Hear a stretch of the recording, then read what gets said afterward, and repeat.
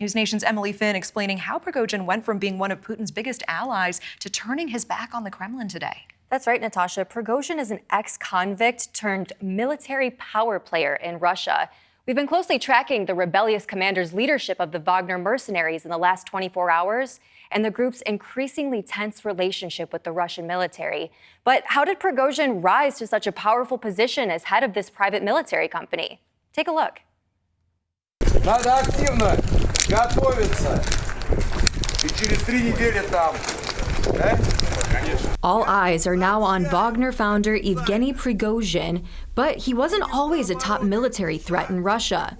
Prigozhin was convicted of robbery in 1981 and served 9 years in prison. Upon his release, he opened a hot dog stand, leading to a career in the food industry, opening his own restaurants and convenience stores. He quickly moved up in the Russian food world, securing catering contracts with the Kremlin and Russian military. He earned the nickname Putin Chef, developing a tight bond with the Russian president, and through bumping elbows with the oligarchs, became increasingly wealthy. But in 2014, the nature of his business dealings with the Russian government shifted to military force when Putin invaded Ukraine for the first time, annexing Crimea. Prigozhin began building up the Wagner private military group, recruiting Russian prisoners, and became Putin's strong arm, operating on behalf of the Kremlin in places like Syria and Africa. They threaten stability, they undermine good governance, they rob countries of mineral wealth, they violate human rights. And we've heard that and seen that again and again. If you go back to 2017, Wagner forces have deployed to the Central African Republic, they've deployed to Mozambique, to Mali, to Libya. And at the same time, we've seen disinformation campaigns that are furthering the exploitative goals that Wagner and its founder have quite literally across the continent of Africa. Since the war on Ukraine began last year, Wagner has had a strong presence in Kyiv after a failed attempt to overthrow the capital in the early days of the invasion. But Prigozhin has grown increasingly frustrated with Putin's wartime leadership, using social media to express his distaste with military movements.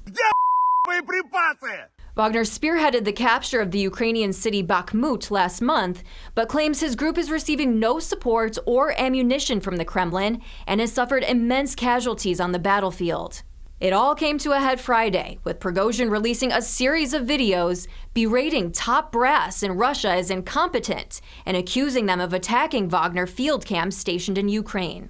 The evil that the military leadership of the country bears must be stopped.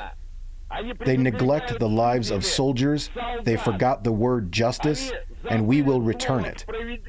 Therefore, those who destroyed our guys today, those who destroyed many tens of thousands of lives of Russian soldiers, will be punished.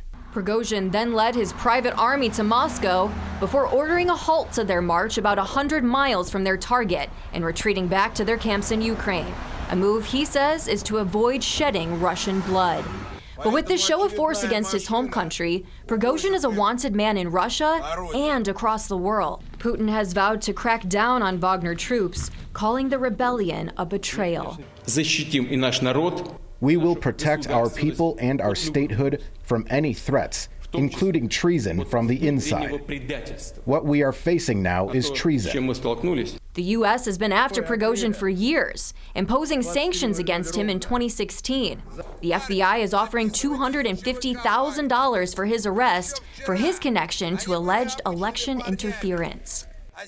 And moving forward here, we need to remember Prigozhin has private Wagner troops in different parts of the world right now. So while he has called off this rebellion today, many will be closely watching his every move to see if he calls them back to Russia in the coming weeks, Natasha. Certainly. All right, Emily Finn, thank you so much and for updating us throughout the night tonight. Appreciate it.